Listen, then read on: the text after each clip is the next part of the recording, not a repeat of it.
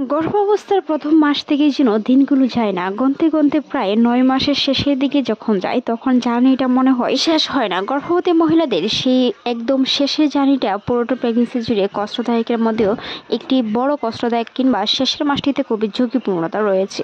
একজন শিশু প্রিমেচিউর শিশু জন্মগ্রহণ করার একটি অন্যতম কারণ হলো 9 মাসের শিশু জন্মগ্রহণ করা। বেশিরভাগ সময় যদি সন্তানটি 9 মাসে জন্মগ্রহণ করে থাকে তবে সেটি প্রিমেচিউর শিশু কিংবা কম ওজনের শিশু জন্মগ্রহণ করতে পারে। তবে কম ওজনের শিশু জন্মগ্রহণ করলে সেটি প্রতিবন্ধী কিংবা বিভিন্ন ধরনের সমস্যার সম্মুখীন থাকতে পারে। তাই গর্ভ অবস্থায় 9 মাসের গুরুত্বটা খুবই বেশি, যে এই 9 মাসের মধ্যে গর্ভবতী মহিলারা বিরাট ধরনের কিছু সমস্যার মধ্যে পড়তে পারে। তারই মধ্যে একটি সমস্যা হলো হঠাৎ ব্যথা। হঠাৎ ব্যথা মানেই যে প্রেগনেন্সি কিংবা প্রসব ব্যথা এরকম কোনো ব্যথা নয়। গর্ভাবস্থায় প্রায় 9 মাসে অনেকের পা ফুলে যেতে পারে, পানি আসতে পারে, বিভিন্ন ধরনের ব্যথা অনুভব হতে পারে। কারো কারো ক্ষেত্রে সন্তান 9 মাসে প্রসব হলেও 10 মাস 10 দিন প্রসবটি হয়ে থাকে, তবে সেটি হয়তো বা আপনার পিরিয়ড গণার কোনো মিস্টেক রয়েছে, তাই সেটি 9 মাসে ধরা হয়েছে। আসলে কি তাই?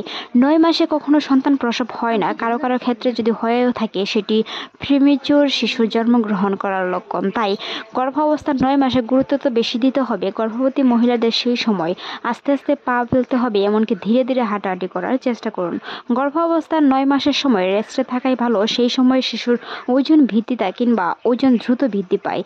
বিশেষজ্ঞরা বলে থাকেন একজন গর্ভবতী মায়ের পেটে যদি একটি সন্তান 1 সপ্তাহ থেকে থাকে তাহলে তার বৃদ্ধিটা অনেক প্রয়োজনীয়। তাই গর্ভাবস্থায় যতটুকু সম্ভব আপনার সন্তানটি ধারণ করুন একদম শেষ পর্যন্ত। কিছু কিছু সময় সেটি 38 সপ্তাহ বা 36 সপ্তাহে জন্মগ্রহণ করতে পারে। বিশেষজ্ঞরা বলে থাকে একজন নবজাতক যদি 37 সপ্তাহের আগে জন্মগ্রহণ করে থাকে তবে সেটি কম ওজন বিশিষ্ট কিংবা প্রিমেচিউর শিশু ধরা হয়ে থাকে। গর্ভাবস্থায় প্রায় শেষের দিকে সমস্যাগুলো বেশি জার্নিত মনে হয়। তারই মধ্যে আরেকটি সমস্যা হলো সাদা স্রাব যাওয়া। সাদা স্রাব পুরো প্রেগনেন্সি জুড়ে যেতে পারে, তবে গর্ভাবস্থায় প্রায় শেষের দিকে আপনার সাদা স্রাব যাওয়াটা খুবই আগের তুলনায় অনেকটাই বেশি মনে হতে পারে, কারণ সেই সময় আপনার জরায়ু সংকুচিত হয়ে জরায়ুর মুখটি খোলার সাথে সাথে সেটি সাদা স্রাবে পরিণত হতে পারে।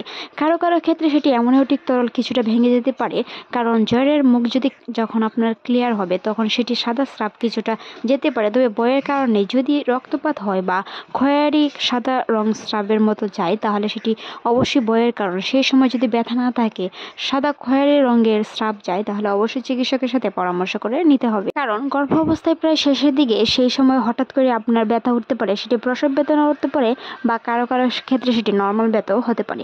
নর্মাল ব্যথার ক্ষেত্রে কোনো সময় পানি ভাঙবে না, আর যদি আপনার প্রসব ব্যথা হয়ে থাকে তাহলে অবশ্যই পানি ভাঙবে। তবে সেটি পিন পিন ব্যথার মাধ্যমে ব্যথাটা কারো কারো ক্ষেত্রে 5 দিন স্থায়ী হতে পারে বা কারো ক্ষেত্রে 7 দিন স্থায়ী হতে পারে।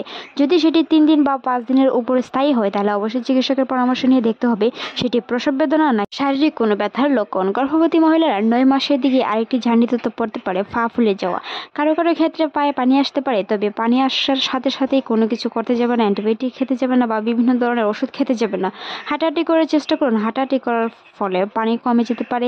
গর্ভাবস্থায় শেষের দিকে হালকা পানি আসতে পারে, তবে সেটি অনেকের ক্ষেত্রে পূর্ববর্তীতে কম আটার কারণে এরকমটা হয় বা কারো কারো বংশগত রোগও থেকে যায়। বংশগত রোগ যদি থেকে যায় সেটি আপনার চিকিৎসকের সাথে বলতে হবে যেন আপনার অনাগত সন্তানটি বংশগত কোনো ত্রুটি নিয়ে জন্মগ্রহণ না করে। আলট্রাসাউন্ড রিপোর্টের মাধ্যমে ডক্টর আপনাকে যে ডেলিভারি ডেটটি দিয়েছে সেই ডেলিভারি ডেটে যে আপনার প্রসব বেদনা উঠবে সেরকম কোনো ব্যথা নয়। কারো কারো ক্ষেত্রে সেই ডেটের আগেও প্রসব বেদনা উঠতে পারে। আজকের এই ভিডিওটি এই পর্যন্ত। ভালো লাগলে সাবস্ক্রাইব করবেন, সেই সাথে আপনার মূল্যবান মতামত জানান। ধন্যবাদ।